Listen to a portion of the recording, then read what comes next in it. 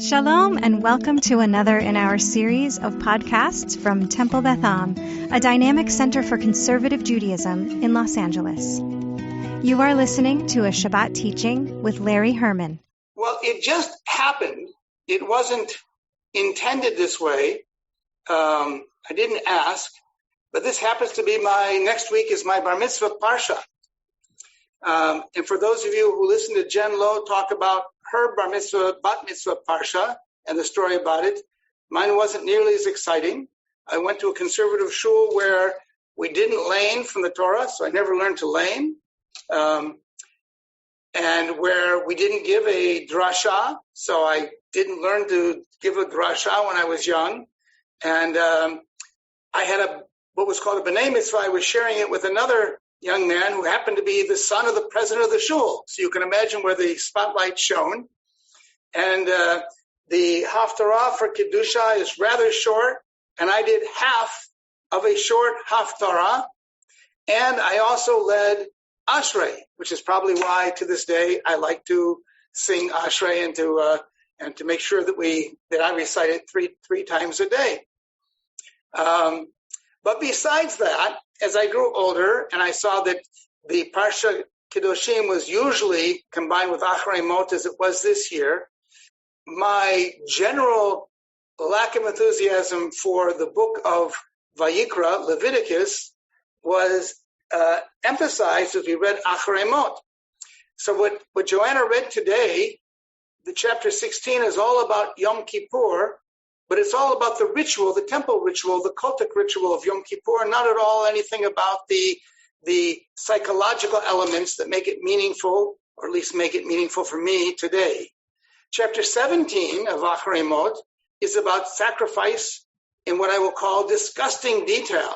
So if you thought that Tazria Metzora was a lot of not particularly pleasant stuff to read about, read chapter 17 in Acharei Mot. Read it enough, and maybe you'll become a vegetarian like me.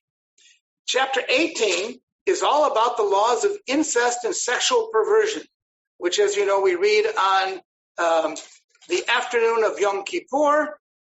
And I understand why those laws are there. But again, it is not the most uplifting reading. But then you get to chapter 19 of Vayikra, which is the beginning of Kedoshim. And it is, to my way of looking at it, perhaps the most uplifting chapter in the entire Torah, maybe in the entire Tanakh, because the chapter, for the most part, not exclusively, focuses on moral principles. And this is great contrast, a stark contrast to the rest of Vayikra, so much so that I wonder, without any basis for saying so, whether it came from the same source as Vayikra, which is sometimes known as Torat HaKohanim, the Torah or the book of the Kohanim, the priestly writing, which at least critical biblical scholars think was written at a different time and by different authorship than much of the rest of the Torah. So if you'll turn, and I'm going to share my screen right now, I hope. Yeah, there we go. Not yet. Hold on. Okay, let's try to do it this way. Share screen. And I know it's there. There it is. Okay. So for the first time, I made a source sheet from Sfaria.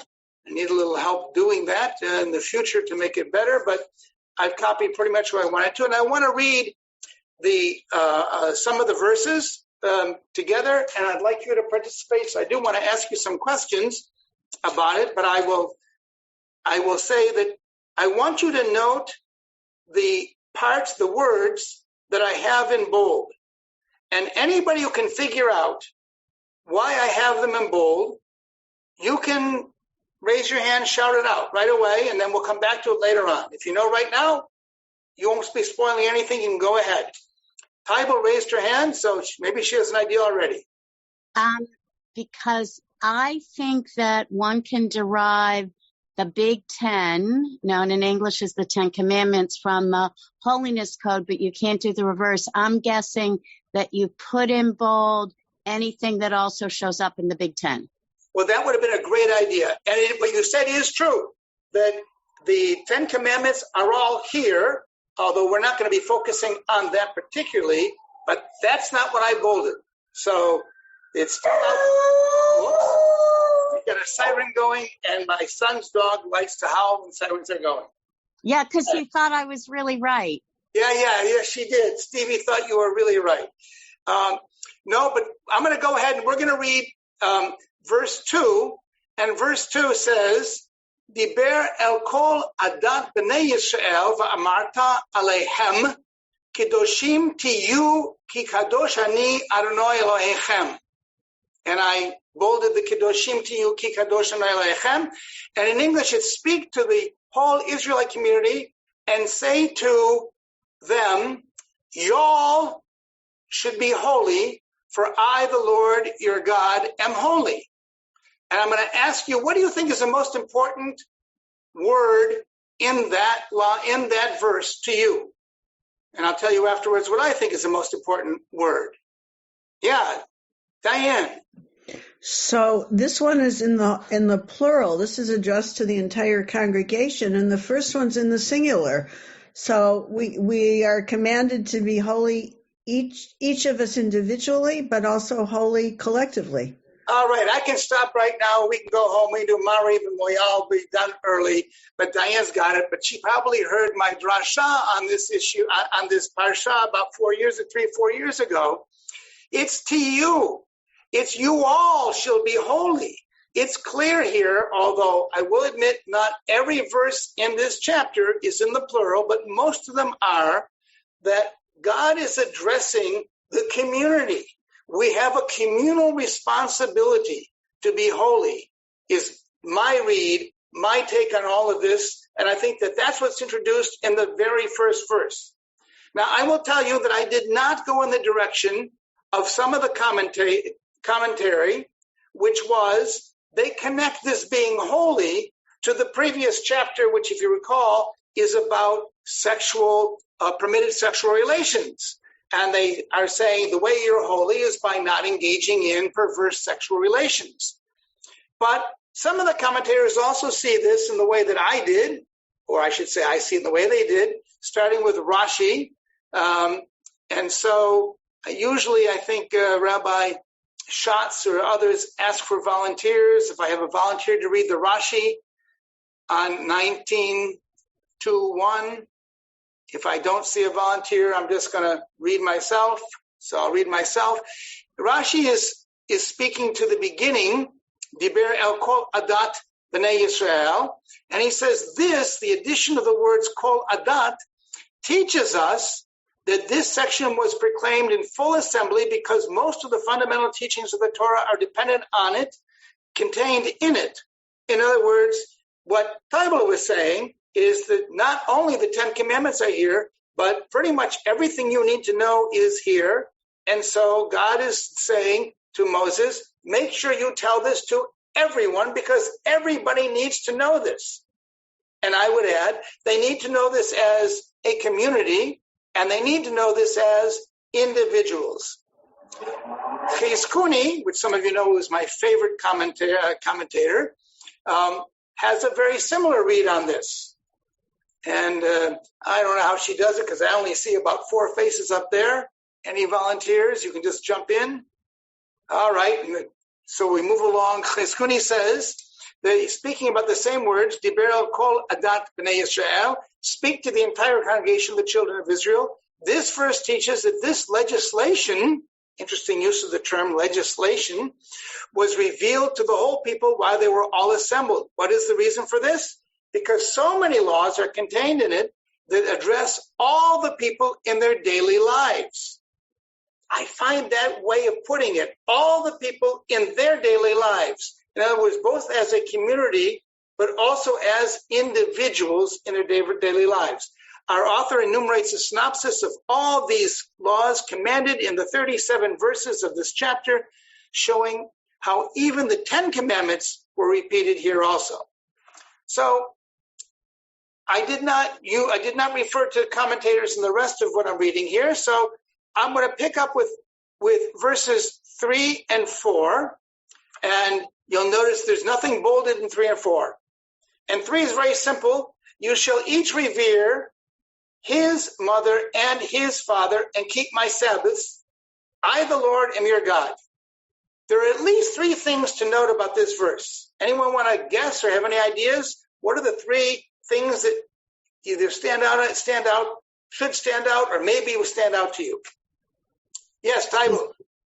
I'm blocking on which proverb it is, but there's one of the proverbs that says you should listen to the Torah of your mother and the Musar of your father, which has always been interesting to me, that the Torah word goes with mother and Musar goes with father. But here, the parents are listed individually. And what about in the original 10 Commandments? How are they listed?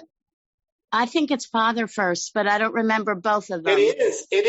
It's father first. So that's one thing that happens here is you have mother before father. And there are tons and tons of midrashim and commentaries about why that would be, including what you've just described as well. Do you see anything else that stands out in the verse? So you hit one. Well, it also talks about keeping God's Sabbath, and it's right in the same sentence as revering your parents. Right, Marlies, right? Is that Marlies? Okay, right. So, right. Isn't that interesting? Why we have Kibud Av V'Am or Am V'Av here in the same sentence as keeping the Sabbaths. And again, we could explore that and talk about why those 2 things seem to go together. And what's the third thing that we see in this verse? All you have to do is keep reading. It's one of the many verses in this chapter, which ends with similar, almost identical, or sometimes identical, sometimes slight variations on Ani Adonai Elohechem. Now, again, we can talk about why the different verses end with that, but throughout the entire chapter, we're given a commandment. And what's the reason for the commandment? The commandment is because I am the Lord your God. And what do we take from that? I mean, okay, big deal. You're telling us that you're the boss. But I think it's more than that. Marshall. Well, I want to just go back for a second, Larry, to the question as to why the Shabbat and Isha V'Imo Tira'u are together. If you take a look at the actual Hebrew text itself, at the beginning of the Chizkuni, it says, Melamed Parasha Zo, it teaches that this paragraph or section, Ne'emra Bichnos Ke'aseret HaDibrot, are related as was done with the Aseret HaDibrot, that the 10 Commandments and this section is also done with a full assembly of the people. And if you look at the Aseret HaDibrot, we know that the 4th of the Aseret HaDibrot is the Shmirat HaShabbat, keeping the Sabbath, and the 5th one is honoring one's parents. So maybe that's why they're juxtaposed here in this particular text. That's a good point. And Marshall, I would even say this adds to what I think it was Taimala was saying, whereas the mother and father are switched, here the order of the 2 mitzvot are also switched, because here we have the honor your parents or revere your parents before Shabbat, whereas in the giving of the Aseret Dibrot back in Shemot, it's the other way around. So we could explore that some more. Taibo, did you want to add something? If I may. So, as I'm sure everybody knows, sometimes when you prepare something you've looked at before, you get worked up about something different. And I was when I was preparing to lead the Seder this year, I got very interested in the 5 covenants in Tanakh and which ones had an oath, a sign, and which one actually turns out doesn't. So to me, this also jumps out because Sabbath is one of the 2 signs for the covenant at Sinai. Okay, indeed. So that would suggest why it was here at the top of the list. Okay, Diane? And then we're going to move on so we can close on time. So if you look at that verse and you think about where people learn to keep Shabbat, they learn it at the table of their parents. So maybe this is, you shall revere your mother and father because that's where you learned about Shabbat. And not only, I love that. And not only, it's the first of the commandments here that we actually have in this list. And what's the reason? Exactly what you said. It's because whatever you're going to do, whatever these laws happen to be, you're going to learn first from your house. You're going to learn first from your mother and father. Whether it's keeping the Sabbath, or if we move to the next verse, not making idols. In other words, practicing good behavior religiously in terms of worshiping, which is in the 4th verse, which you'll notice there's nothing bolded there. By the way, I'm skipping verses 5 through 8. I did want to talk about it a little bit, only to mention these are cultic verses, which I believe, though I have no support for them, were inserted. That there was a insertion here. I don't believe that they are consistent with the rest of the verses. Maybe one year I'll give a Devar Torah about that, or we can have a study about that. You can take me to task and tell me I have no basis for saying so. But I'm jumping to verse number 9, which is, and I'll read only in English quickly, when you reap the harvest of your land, you shall not reap all the way to the edges of your field or gather the gleanings of your harvest, teaching us that we've got to take care of the poor in our community. Verse 10 basically does the same thing. I won't read it here. Verse 11, you shall not steal, and you shall not deal deceitfully or falsely with one another, combining again 2 of the 10 commandments. Nothing bolded here, but teaching us about good community behavior that we're supposed to practice as individuals. Verse 12, you shall not swear falsely by my name, profaning the name of your God. I am the Lord. Here we've got that again.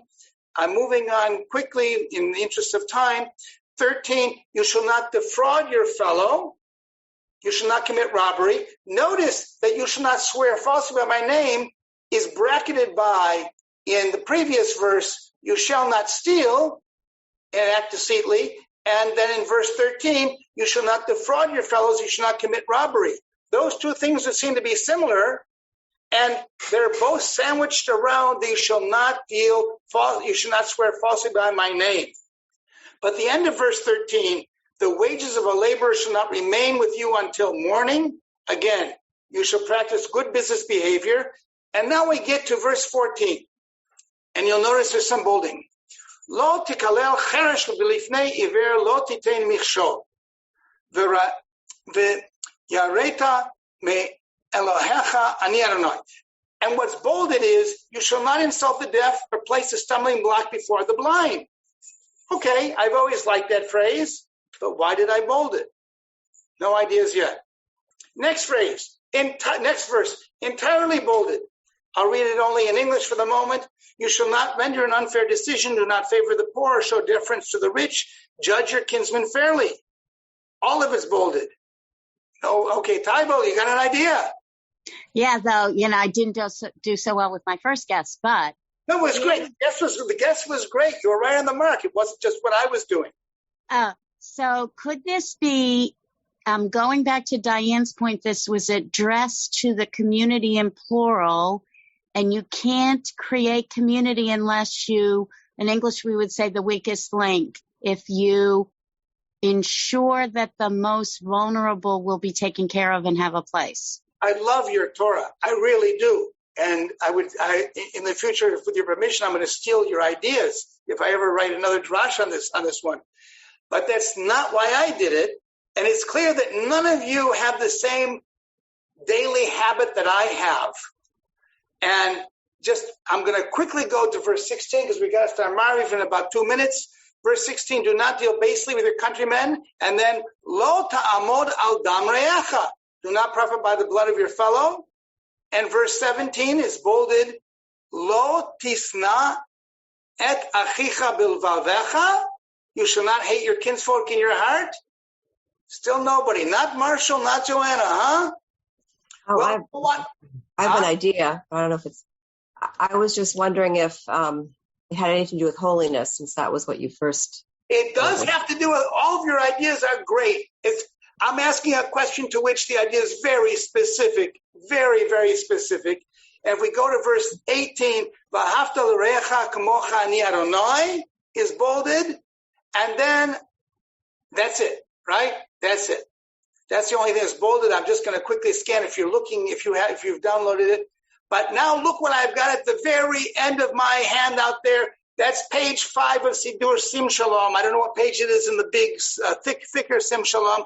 And this is where in the morning, if you're like me and you have a routine and you say Modani, and after Modani you say Baruch Shel Adam, and after Baruch Shel Adam then you say the Torah Brachot, Lasot B'divrei Torah, and then you read it. In every Orthodox prayer book, it starts with Yivarechacha Hashem, Yivarecha Nai V'yishmerecha, and then the next thing is from Mishnah, Elu Devarim She'en Lahem, and the next thing is from the Talmud. Well, it really isn't, but that's another story.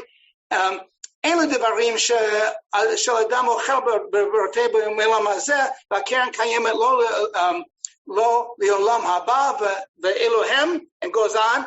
But look in the middle. Look at that. Look right here. That paragraph, which doesn't appear in any Orthodox Siddur, but appears in our conservative Siddur. And what does it say? Kedoshim tiyu ki kadosh ani anay lehechem lo takala cheresh v'lifnei iver, etc., etc., etc. It's extractions from this particular parsha, from this particular chapter that we're supposed to read every day, because the rabbis who put this Siddur together said, we've got to have a moral, an ethical catechism that we recite every day. And they extracted what they thought were the most, I assume, what they thought were the most important moral lessons to take out of Parshat Kedoshim that we recited every single morning. I do. I don't know about you. Maybe take a look at it, think about it. And that's what I got for you today. Anyways, Marshall, last word. You got to unmute yourself. I'm just looking at Reuven Hammer's commentary, Larry.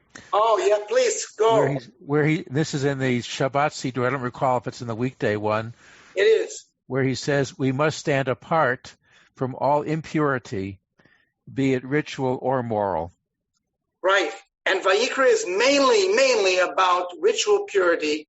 And here the rabbis, including Reuven Hammer, who Diane and I knew and were friends with, is basically saying that we need to stand apart morally, and they wanted to make sure that this was front and center every morning when you get up, when you're ready to enter davening. You have been listening to another in our series of podcasts from Temple Beth Am, a dynamic center for conservative Judaism in Los Angeles. If you enjoy these podcasts, we invite you to write a review on the Apple Podcast site or wherever you get your podcasts. For more information about Temple Beth Am Los Angeles, go to tbala.org.